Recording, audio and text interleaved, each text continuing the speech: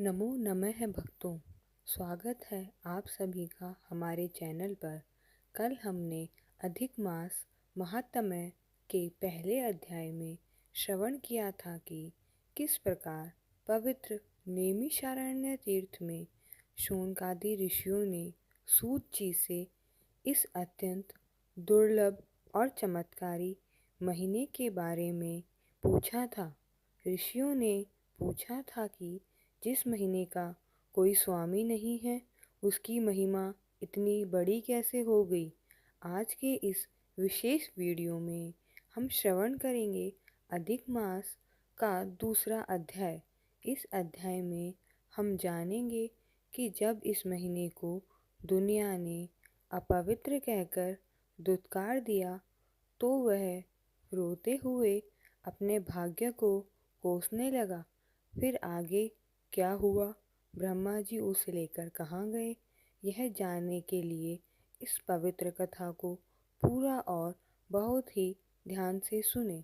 आइए आज की इस दिव्य कथा का प्रारंभ करते हैं।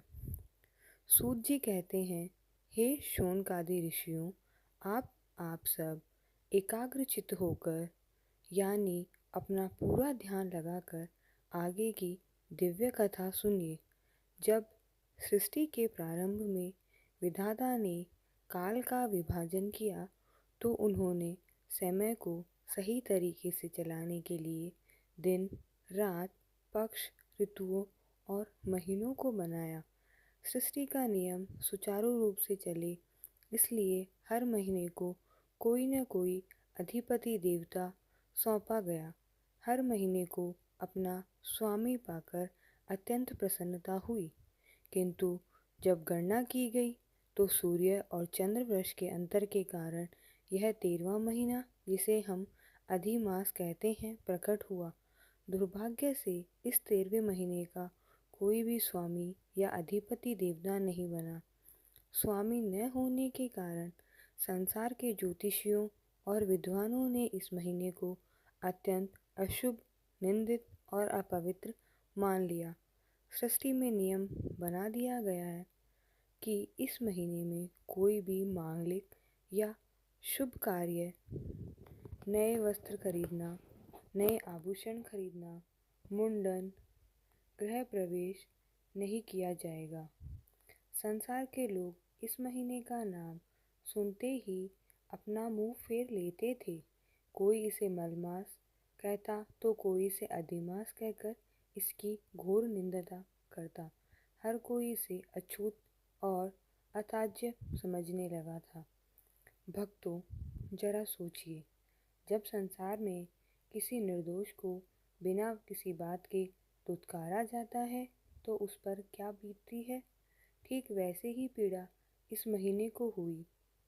अपने इस भयंकर अपमान, तिरस्कार और लोक निंदा से दुखी होकर मलमास अत्यंत गहरे शोक और डिप्रेशन में डूब गया। वह सोचने लगा कि मेरा जन्म ही क्यों हुआ। आखिरकार उसने मनुष्यों की तरह एक साकार रूप धारण किया। उसका रंग फीका पड़ चुका था और वह लगातार रो रहा था। वह अपने भाग्य को कोसते हुए सोचने लगा, हे विधाता, मेरा क्या अपराध था। आपने मुझे बनाया, लेकिन मुझे इस संसार में केवल अपमान, घृणा और दुत्कारता ही मिली। मुझसे तो मृत्यु कहीं अच्छी है। बिना आदर के जीने से अच्छा है कि मैं अपने प्राण त्याग दूं। अपने दुखों का कोई अंत न देखकर मलमास रोता और विलाप करता हुआ सीधे देवलोक में सृष्टि के रचयिता ब्रह्मा जी की सभा में पहुंचा। वहां ब्रह्मा जी अपने दिव्य सिंहासन पर विराजमान थे और चारों तरफ देवता और ऋषि उनकी स्तुति कर रहे थे। मलमास ने अत्यंत व्याकुल होकर कांपते हुए शरीर से ब्रह्मा जी के चरणों में साष्टांग दंडवत प्रणाम किया। उनकी आंखों से आंसुओं की धारा बह रही थी और उसका गला पूरी तरह रूंधा हुआ था। वह ठीक से बोल भी नहीं पा रहा था। ब्रह्मा जी ने उसे अत्यंत दुखी और रोते हुए महीने को देखा, उनका हृदय करुणा से भर गया। उन्होंने उसे उठाया और बड़े प्रेम से पूछा, हे तात, हे वत्स, तुम इस प्रकार अनाथों की तरह क्यों रो रहे हो? तुम्हें किस बात का इतना गहरा कष्ट है? इस त्रिलोकी में तुम्हें किसने सताया या तुम्हारा किसने अपमान किया? तुम अपना दुख बिना किसी संकोच के मुझसे कहो, मैं तुम्हारी पीड़ा को अवश्य दूर करूँगा। ब्रह्मा जी के करुणामयी वचन सुनकर मलमास हाथ जोड़कर सिसकते हुए बोला, हे सृष्टि के रचयिता, हे पितामह, न तो किसी ने मुझे धन के लिए सताया है, न किसी शत्रु ने मुझ पर आक्रमण किया है, और न ही मुझे कोई शारीरिक रोग है। मेरा दुख तो इन सब से कहीं बड़ा है। मेरा दुख यह है कि संपूर्ण संसार में केवल मेरी निंदा होती है। संसार के बाकी जितने भी 12 महीने हैं, उन सब के पास उनके शक्तिशाली स्वामी हैं, समाज में उनका आदर है और उनमें सुंदर सुंदर शुभ कर्म किए जाते हैं। किंतु हे प्रभु, मुझ में कोई भी शुभ कार्य नहीं करता। लोग मुझे मल रूपी यानी कचरा कहकर त्याग देते हैं। मैं बिना स्वामी का, बिना रक्षक का एक अनाथ हूँ। लोग मुझे कहकर अपने घर के दरवाजे बंद कर लेते हैं। हे विधाता, इस घोर अपमानजनक और तिरस्कृत जीवन को जीने से अच्छा है मैं आपके सामने यहीं अपने प्राण त्याग दूँ। मुझे अब और नहीं जीना। मलमास के इन अत्यंत हृदयविदारक वचनों को सुनकर ब्रह्मा जी का मन भी अत्यंत उदास और द्रवित हो उठा। वे सोचने लगे कि यह तो मेरी ही सृष्टि का एक हिस्सा है, इसका दुख दूर करना मेरा कर्तव्य है। वे उसे सांत्वना देते हुए बोले, हे वत्स, धैर्य रखो। आत्मघात करना यानी अपने प्राण स्वयं लेना सबसे बड़ा महापाप है। तुम दुखी मत हो।